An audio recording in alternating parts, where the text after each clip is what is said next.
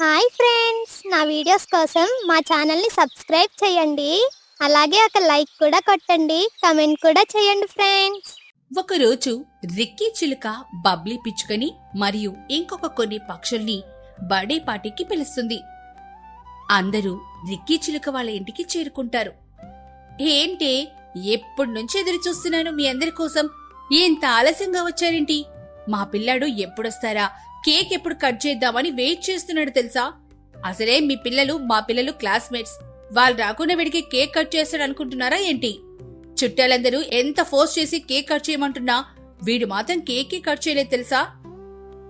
అది కాదు రిక్కీ, పిల్లలు ట్యూషన్కి వెళ్లారు కదా, ట్యూషన్లో చిన్న ఎగ్జామ్ పెట్టారు, అందుకే ఆలస్యమైంది. పైగా ఎండలు కూడా బాగా ఎక్కువగా ఉన్నాయి కదా, పిల్లలకి వేసవి సెలవులు కూడా ఇంకో 2-3 రోజుల్లోనే మొదలవుతున్నాయి. అందుకే ఇప్పుడు ట్యూషన్ చెప్పేవాళ్లు ఊరు వెళ్ళిపోతారంట. అందుకే పిల్లలందరికీ సిలబస్ ఇప్పుడే మొత్తం కంప్లీట్ చేద్దామని చూస్తున్నారు. అవును కదా, ఈరోజు మా బాబు బర్త్డే. ఆ హడావిల్లో ట్యూషన్కి వెళ్ళనే లేదు. ఏం చేస్తాను, తప్పదు కదా. వెళ్ళమంటే ఏడుస్తాడు. ఇంకా అసలే చిన్నవాడు, అందుకే మరి పంపించలేదు. ఎగ్జామ్ కూడా మిస్ అయిపోయాడైతే. నీ కొడుకు ఎన్ని రోజులు వెళ్ళకపోయినా పర్వాలేదు, బాగానే పరీక్షలు రాస్తాడు గాని ఏం పెడుతున్నావో ఏంటో, వాడికి అన్ని విషయాలు గుర్తుంటాయబ్బా. మా వాడు ఉన్నాడు, ఇప్పుడు చదివింది గంటలో మర్చిపోతుంటాడు. అబ్బా, మనం వచ్చింది బర్త్డే పార్టీకి, స్కూల్కో ట్యూషన్ సెంటర్కో కాదు. సరే సరే, కేక్ కట్ చేసే టైం అయిపోయింది. రండి రండి, అందరం కలిసి రూబీతో కలిసి కేకుని కట్ చేయిద్దాం. అందరూ కలిసి రూబీతో కేక్ కట్ చేయించి కూర్చొనుంటారు.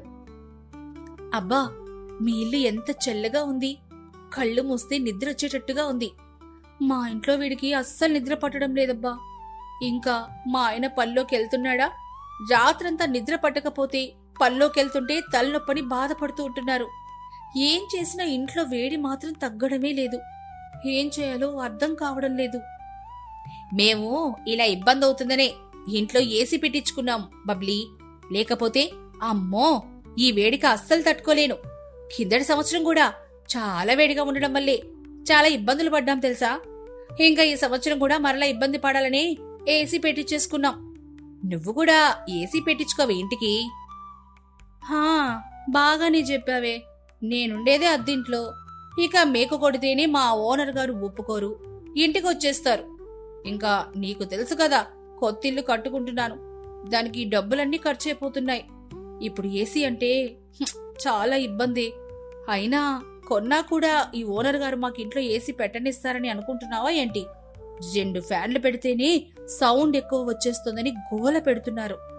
మా ఇల్లు ఎప్పటికి పూర్తవుతుందో, ఎప్పటికి అందులో ఉంటామో అంటూ ఎదురు చూస్తున్నామే.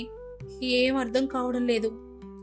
పోనీలేవే, మన చీకు వాళ్ళది కూలర్ దుకాణం ఉంది కదా, వాళ్ళు దుకాణంకెళ్ళి ఒక కూలర్ని తెచ్చుకో. అప్పుడప్పుడు డబ్బులు ఇస్తారని చెప్పు, మనకే ఒప్పుకుంటుందిలే. ఎందుకంటే తను మన వీధిలోనే ఉంటుంది కాబట్టి ఒప్పుకుంటుందేమోనని అనుకుంటున్నాను. సరే, ఇంటికెళ్ళాక మా ఆయనతో ఒకసారి మాట్లాడేసి చీకు దుకాణంకి వెళ్తాను. అలా మాట్లాడుకుంటూ అందరూ కలిసి ఎవరింటికి వాళ్ళు వెళ్ళిపోతారు. బబ్లీ ఇంటికి చేరుకొని, ఏంటి, బర్త్డే పార్టీకి వెళ్ళి అక్కడే ఉండిపోయావు? ఇంత ఆలస్యంగా వచ్చావేంటి? అక్కడ అన్ని కబుర్లు చెప్పుకున్నారా మీరందరూ? కనీసం మొగుడు తిన్నాడా ఉన్నాడా అని కూడా పట్టించుకోకుండా ఉన్నావు. మీ ఆడవాళ్లు మాటలకి తగిలారంటే చాలు, అటు ప్రపంచం ఇటొచ్చినా ఇటు ప్రపంచం అటు వెళ్ళినా ఏమీ తెలియవు. ఎప్పుడు నన్నొక్కదాన్ని అనేవారు, ఇప్పుడు మా ఆడవాళ్ళందరినీ అంటున్నారా? ఇదెక్కడి న్యాయం అండి?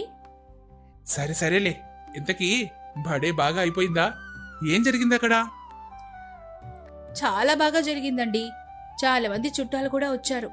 కేక్ కటింగ్ కూడా అయింది. తర్వాత అందరం కూర్చొని కాసేపు అలా కబుర్లు చెప్పుకున్నాం. ఆ తర్వాత ఇంటికి బయలుదేరాను. కానీ వాళ్ళ ఇల్లు మాత్రం ఉందండి, అబ్బా చాలా అందంగా, అలాగే చాలా చల్లగా ఉందండి. కళ్ళు మూసుకుంటే అలాగే నిద్రొచ్చేస్తోంది తెలుసా? అవునా, అంత చల్లగా ఉందా? ఎలా, ఏం చేశారేంటి? వాళ్ళు అదేదో చెప్తే బాగున్నే. ఈ వేడికి నిద్ర పట్టక ఎంత ఇబ్బంది పడుతున్నాము. అవునండి, రిక్కీ వాళ్ళు ఇప్పుడు కొత్తగా ఏసీ పెట్టించుకున్నారంటండి, అందుకే అంత చల్లగా ఉంది. మనం ఇప్పుడు ఇల్లు కట్టుకుంటున్నాం కదా, ఏసీ కొనడం అంటే కష్టం. అందుకే మన చీకు వాళ్ళ దుకాణంలో కూలర్ అయినా కొనుక్కుందామండి. మీరు కూడా ఇంట్లో ప్రశాంతంగా నిద్రపోయి పొద్దున పనిలోకి వెళ్ళడానికి వీలుగా ఉంటుంది.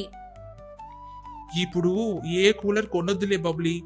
ఒక్కసారిగా అంత డబ్బులు కట్టాలంటే మనకి కష్టం అయిపోతుంది.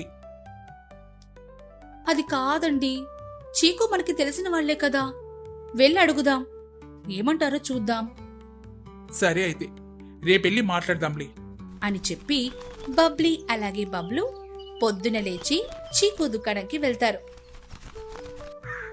రా బబ్లీ, రా రా, ఎప్పుడు పిలిచినా లోపలికి రావు, బయట నుంచి వెళ్ళిపోతావు. రా కూర్చో. ఏంటి సంగతి, ఏం కావాలి చెప్పు, ఇప్పుడే ప్యాక్ చేయించి ఇంటికి పంపించేస్తాను.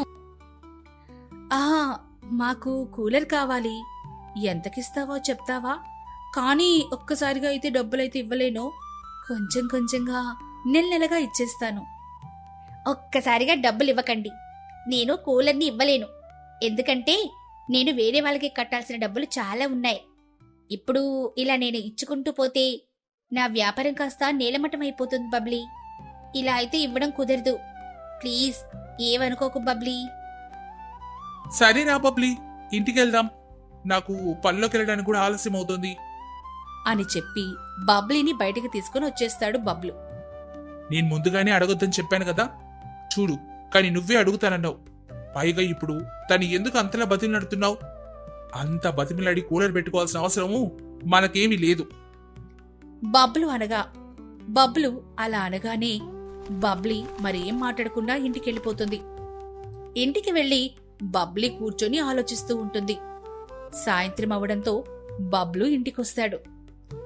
ఏంటి బబ్లీ కూర్చొని ఆలోచిస్తున్నావు? ఏం లేదండి, చాలా నీరసంగా ఉంది, అలాగే చాలా చలి వేస్తోంది, ఇంకా నాకు కళ్ళు కూడా తిరుగుతున్నాయండి. బబ్లు భయపడిపోయి వెంటనే డాక్టర్ రియా పావురాన్ని తీసుకొస్తాడు. రియా పావురం బబ్లీని చెకప్ చేసి, తిను ఎండలో బాగా తిరిగినట్టుందండి, అలాగే సరిగా నిద్రపోవడం లేదో ఏమో, ఎండ దెబ్బ తగిలినట్టు అనిపిస్తోంది. మీరు తనకి సరైన పండ్లు అలాగే శరీరంలో నీళ్లు తక్కువైపోవడం కూడా ఒక కారణమే. కాబట్టి చల్లటి కుండలో ఉండే నీళ్లు కొంతసేపటికి ఇస్తూ ఉండండి. అలాగే ఇది ఎండాకాలం కదా, శుభ్రంగా నిద్రపోమ్మని చెప్పండి, లేకపోతే చాలా ఇబ్బంది పడుతుంది. సరేనండి, నేను 2 రోజులు పనిలోకి వెళ్ళను, ఇంట్లో ఉండి బబ్లీని చూసుకుంటూ ఉంటాను. రియా సరే అని చెప్పి బయలుదేరి వెళ్ళిపోతుంది. ఏం జరిగింది? ఎందుకు అంతలా ఆలోచించి నిద్రపోవడం లేదు నువ్వు? ఇలా అయితే నీకు ఒంట్లో బాగోదు కదా. అలా కాదండి, చాలా వేడిగా ఉంటుంది కదా, మరియు మీకోసం అలా ఆలోచిస్తూనే ఉంటాను, అందుకే సరిగా నిద్ర పట్టడం లేదండి. కానీ ఈ వేడిని తగ్గించడానికి ఏదో ఒకటి చెయ్యాలండి, లేకపోతే మన పిల్లలు కూడా ఇబ్బంది పడతారు. సరేలే అయితే, నేను ఏదో ఒకటి ఆలోచించి చేస్తాను. బబ్లు మార్కెట్కి వెళ్లి కొంచెం పళ్ళు, ఒక కుండ తీసుకొనొస్తాడు. ఇదిగో పళ్ళు తెచ్చాను, ముందు 2 పుచ్చకాయలు ముక్కలు తిను, శరీరంలో కొంచెం బాగుంటుంది. బబ్లు ఇంతలోపే ఒక ఫ్యాను, ఒక తెల్లటి గుడ్డ, అలాగే ఒక కుండ తీసుకునొచ్చి ఇంటి ద్వారంకి దగ్గరగా ఈ 3 పెడతాడు. ఏంటండి అన్ని సామాన్లు ద్వారం దగ్గర పెడుతున్నారు, ఇబ్బంది కదండి? ఏం ఇబ్బంది లేదు, నేనేం చేస్తున్నాను చూస్తూ ఉండు అని చెప్పి కుండని కొంచెం మీదకు పెట్టి దాంట్లో నుంచి కొంచెం కొంచెంగా కారుతున్న నీళ్ల దగ్గర ఒక తెల్లటి వస్త్రాన్ని గట్టిగా 4 వైపులా కట్టారు. దాని ముందు ఒక టేబుల్ ఫ్యాన్ పెట్టారు. దానివల్ల ఇంట్లోకి చల్లటి గాలి రావడం మొదలైంది. కుండ కూలర్లాగా తయారైపోయింది. బబ్లీ దీన్ని చూసి చాలా సంతోషపడింది. ఏవండి, ఎంత చల్లటి గాలి వస్తోంది, అసలు అనుకోనేలేదు ఇలా చేయడం వల్ల ఇంత చల్లటి గాలి వస్తుందని. మనకి చల్లటి నీళ్లు కావాలంటే కుండలో నుంచి తీసుకోవచ్చు, అలాగే ఆ కుండని మరలా నింపొచ్చు. అందులో నుంచి కొంచెం కొంచెంగా వస్తున్న నీళ్లను ఈ వస్త్రం మీద పడి మనకి చల్లటి గాలిని ఇస్తుందండి. 2 రోజుల తర్వాత రియా పావురం మరలా బబ్లిని చూడ్డానికి వస్తుంది. అబ్బా, కుండకూలన్నీ బాగానే ఏర్పాటు చేశావు బబ్లు. నిజంగా నీలాంటి భర్త దొరకడం బబ్లీ అదృష్టం. ఇంకా నీ ఆరోగ్యం కూడా ఇప్పుడు చాలా బాగుంది బబ్లీ అని చెప్పి రియా అక్కడి నుంచి వెళ్ళిపోతుంది. కొద్ది రోజుల తర్వాత బబ్లు ఇల్లు పూర్తవడంతో అందరూ కలిసి ఆ కొత్త ఇంటికి వెళ్ళిపోతారు. అక్కడ ఉన్న చెట్ల నీడ వల్ల వాళ్ళ ఇల్లు కూడా ఎప్పుడూ చల్లగానే ఉంటుంది.